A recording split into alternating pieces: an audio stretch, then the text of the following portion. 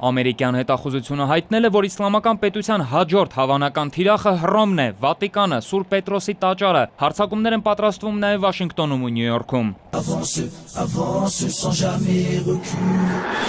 Նյու Յորքին ուղղված տեսասպառնալիքից բացի համացանցում տարածվել է նաև Փարիզի ահաբեկչությունների տեսանյութը, որտեղ երևում է, թե ինչպես են զինյալները կրակ բացում սրճարանում նստած մարդկանց վրա։ Այսօր նաև պարզ է դարձել, որ Փարիզում նախօրեին իրեն պայթեցրած մահապարտ կինը եղել է ահաբեկչության կազմակերպչի քույրը։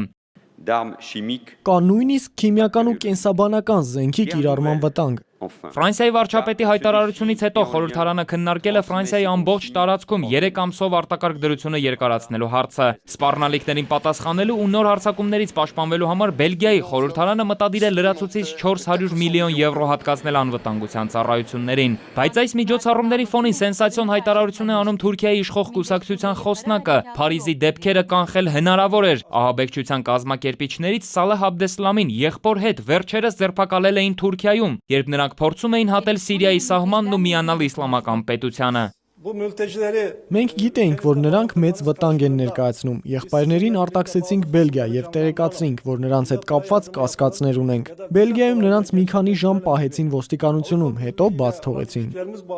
Դրանից հետո Սալեհ Աբդեսլամը եղբոր հետ մեկնեց Փարիզ ու համակիրների օգնությամբ սպանեց 129 մարդ։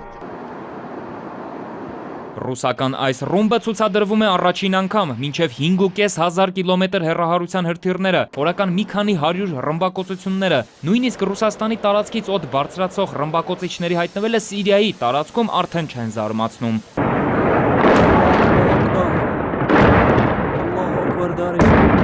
Ռուսաստանի ոչնչացրած հենակետերի թիվը արտառոց է։ Տասնյակ գործարաններ, զենքի ու զինամթերքի անթիվ պահեստներ։ Միայն 3 օրում Ռուսաստանը ոչնչացրել է ահաբեկիչների 500 բեռնատար, որոնցով իսլամական պետությունը նավթ էր տեղափոխում Իրաք։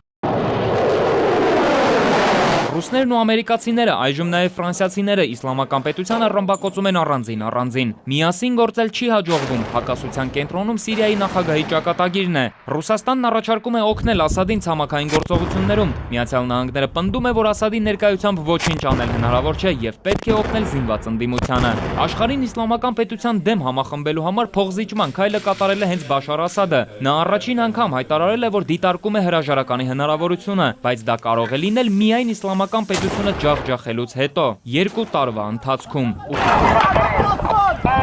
Քանի դեռ չկա ռուսների ու ամերիկացիների Ասադի ու ընդդիմության միասնական գործողությունը ահաբեկիչների դեմ, տարբեր մայրցամաքներում խոշոր քաղաքների ահաբեկումը շարունակվում է։ Դավիթ Սարգսյան, ժամը լրատվական։